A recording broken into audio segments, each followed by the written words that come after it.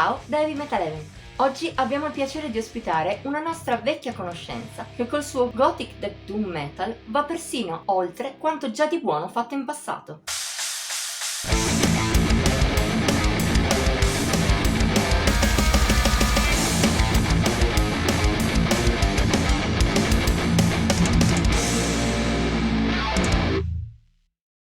Se hai seguito Heavy Metal Eleven nel corso dei suoi anni da webzine classica, forse potresti ricordarti degli Echo.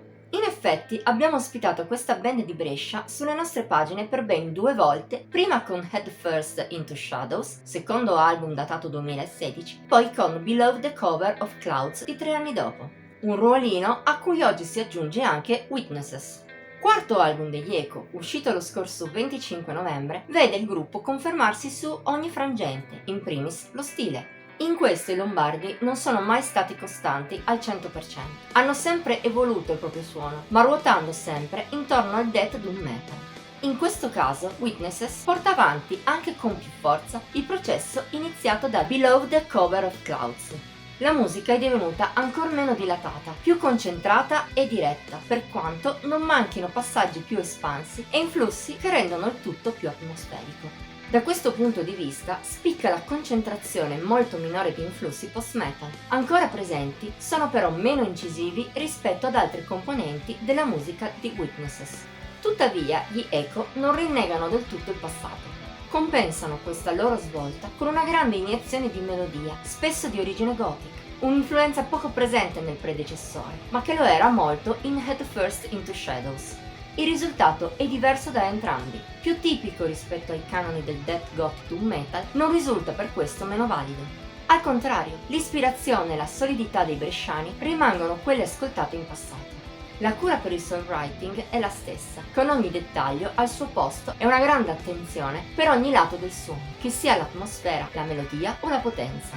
Ma soprattutto gli Echo stavolta riescono anche a rendere la propria musica focalizzata, qualcosa che non sempre è riuscito nei loro dischi precedenti. Il risultato è che rispetto a questi ultimi, i bresciani fanno un passo oltre. Lo dimostrano in primis canzoni come Laudanum, che si giostra bene tra le due facce della stessa disperazione, una più rabbiosa e l'altra più calda, depressa. Oppure come Fate Takes Its Course, lenta ma inesorabile, risulta apocalittica, ma non per questo scevra da bellissime melodie, che la rendono anche elegante. Lo stesso vale per la closer track Saturated, di delicatezza toccante, ma senza mancare di alcuni passaggi più estremi, anch'essi sentitissimi. Il picco del disco è però monochrome. Cupa e aggressiva, mostra il lato più oscuro degli Echo, ma al tempo stesso risulta orecchiabile in una maniera difficile da trovare nel genere.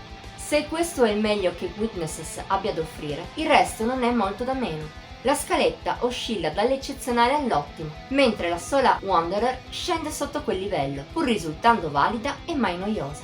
In generale parliamo di una vera meraviglia, lunga e atmosferica, ma piena di passaggi memorabili e senza quasi momenti morti.